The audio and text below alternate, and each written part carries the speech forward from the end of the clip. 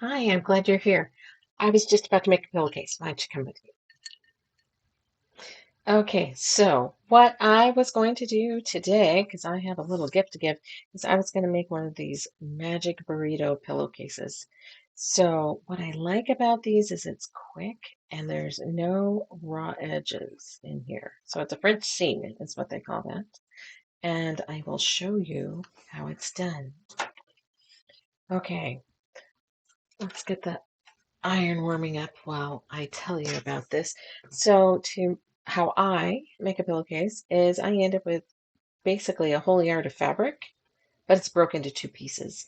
So I do 9 inches, a quarter of a yard for that cuff piece, and then I do 3/4 of a yard of my main body. So 3/4 and a quarter. There's a yard. Some people do a third and 2/3. It's not my particular taste. To each their own. It doesn't matter. But this is the size of a standard pillowcase. And I like to throw a flange in there. So I picked these poppies and this lovely melange. All right, as that's heating up over there, I'm going to give you a rundown of what we're doing and then we'll go press. So starting on our end, I'm going to take this flange and fold it in half lengthwise. So wrong sides together, and I'm going to press the whole thing down. And then this is where it's going to go. We're going to put raw edges to raw edges here. So I'll just do a couple clips to give you an idea of what we're doing and to keep it from falling open. Okay. Then we're going to grab our main body fabric and then we're going to put it pretty to pretty.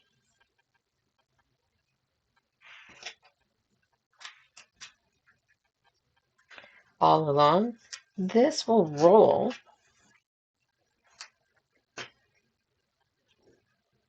and this will come up and we will sew down the line.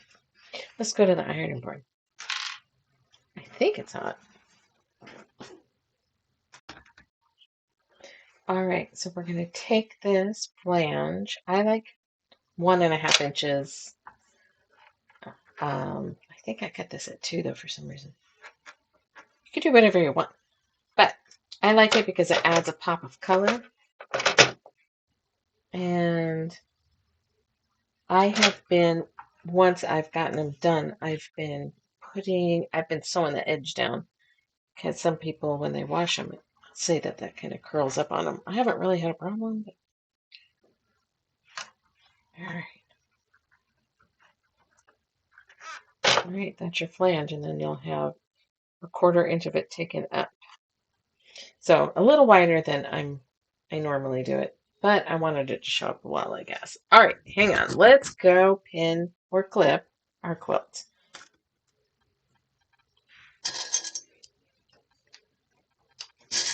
Okay, so I'm going to space these out quite a bit because I just don't want it to shift on me while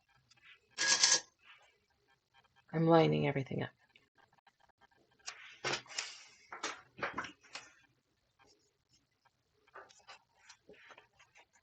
Let's hit that with an iron. You don't mind, do you? This is real life stuff. I'm not, no professional, which is probably why you guys like me already. And I swear, and I drink, I smoke pot. And I'm filming these at home, so you never know. There's going to be dogs barking. I just had a kid talking to me. Kid, adult, but still. Okay, let's get the main fabric.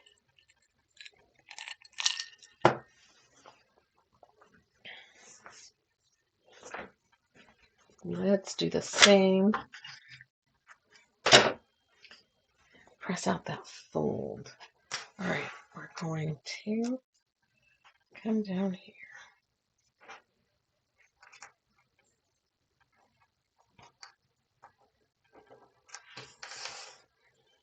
I will put more in it after I roll it to secure it. Really do what you're comfortable with. Use pins if you prefer. I was real hesitant to start using those clips when they first came out. I'm sitting there thinking now how stupid that was to wait to use them. I think they're pretty cool. Honestly, I use them for paper clips too. Now, I'm like, ugh, I got a whole thing full of paper clips. What the hell am I going to do with that? One more on this one. All right, now here's the magic of the pillowcase here. Let's see if I can zoom out just a little bit for you, because I want you to see how the magic works. So I'm going to take this up here. You notice the sides here are all salvages. Okay, that way you know you're laying it out right. So I'm going to fold this up pretty close.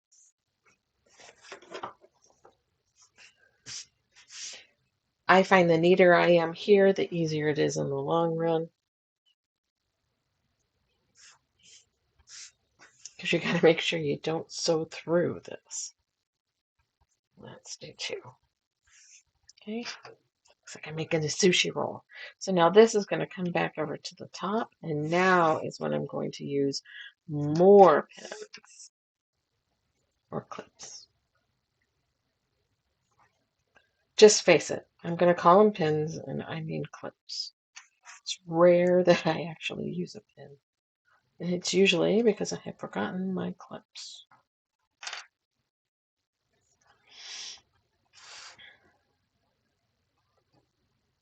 Okay. Oh, this table's a little low to be leaning over like this. My back is telling me it knows I'm here. And it's not overly happy.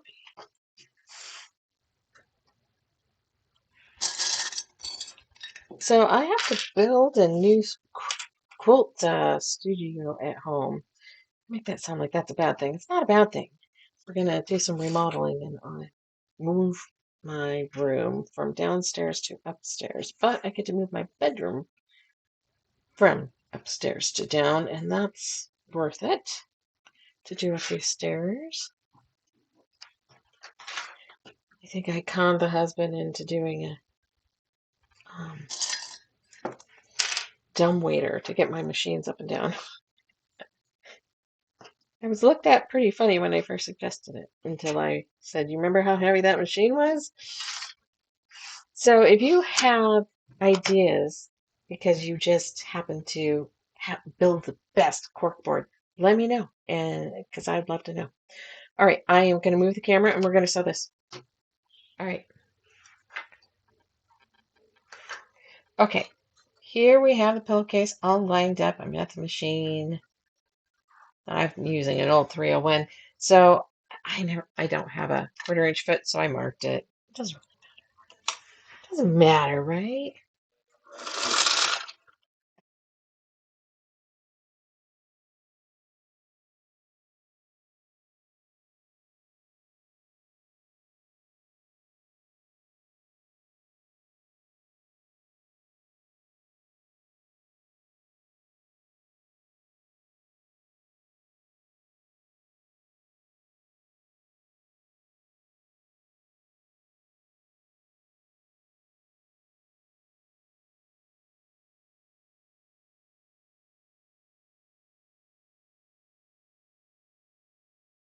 All right. You ready? Let's go back over to the cutting mat and I'll show you how it all works. All right, we're back. Let's get that out of the way.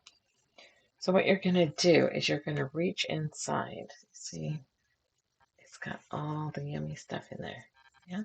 So now you're going to pull the case, the body part, and separate it.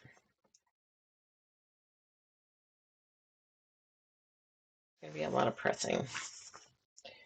Okay, check that out. So now what we have is, see, I like this a little thinner. So I think what I will do is get a nice thread to match this and do a pretty decorative stitch when we're all done. But what I do next is, let's make sure that's up high. All right, so I want to press this seam here to make that as straight as possible, but I want to make sure that I don't push fabric to the back. So I kind of pull it, make sure it feels nice and no extra, and then I press it and press up here too. Ready? Let's go do that. All right, I get to move all over the place. I'm gonna need to get multiple cameras. So you're joining me here in my house today, and I'm glad you're here. And sometimes I will record at the shop, which may or may not be quieter than here.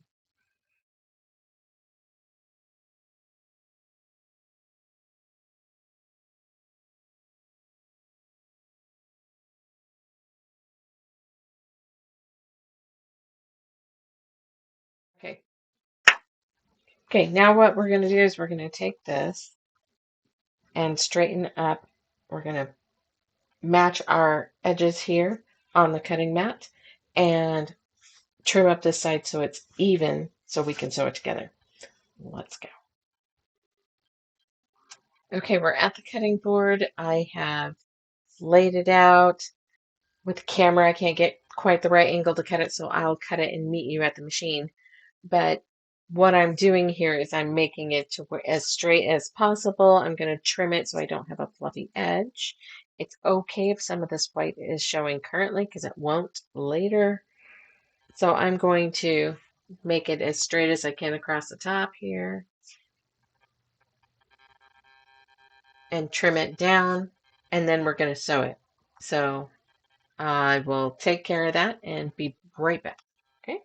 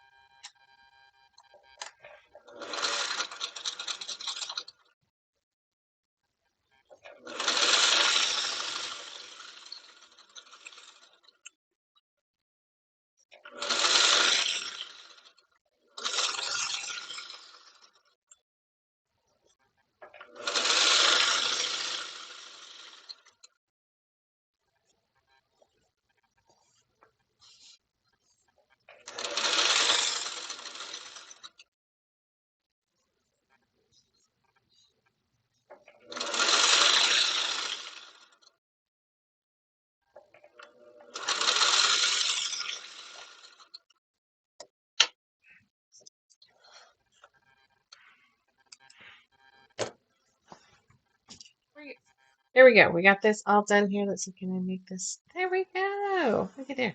So now I have an actual sack, but I have this raw seam on the outside. So we're going to turn it. All right, we're turning this inside out.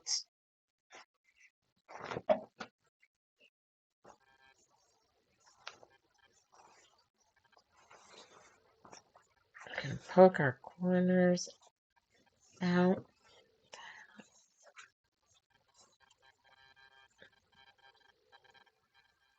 Okay, camera issues with angles. I went ahead and just flipped that for you and I poked the corners out. I like to use a chopstick, but I need to find one that's got a little bit more blunt end up there and more there.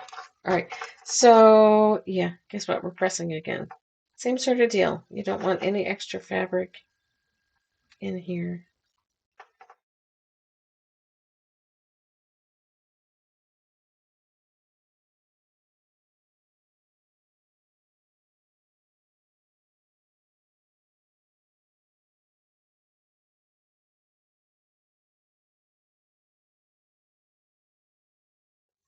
This being the first one, very well might end up scrapped.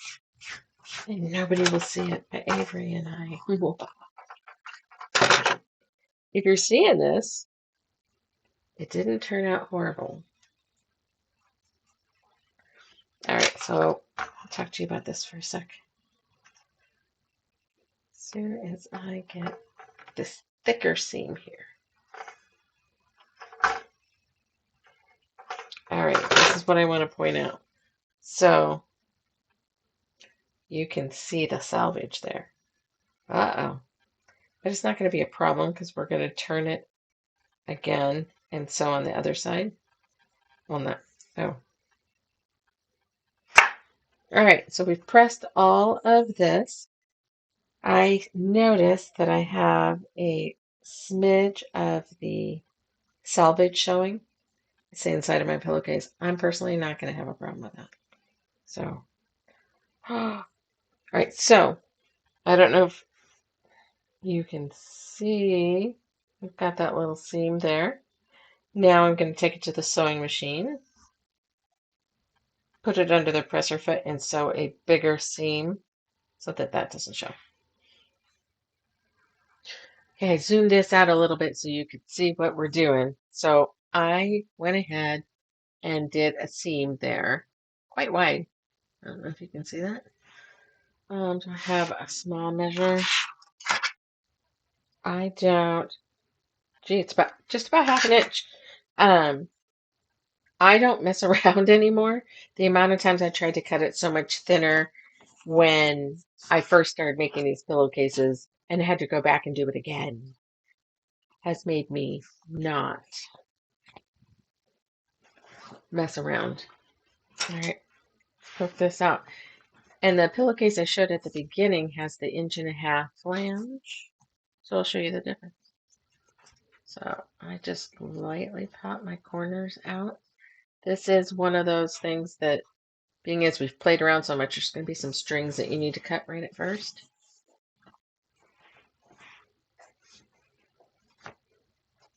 And then this corner will be nice because it's not as many layers. Okay, and you have a beautiful pillowcase. And these pillows, so I will do the same pressing method and press it flat as I did on this one. And I'll show you the difference. Let me fold it for you. Did it like that, I think.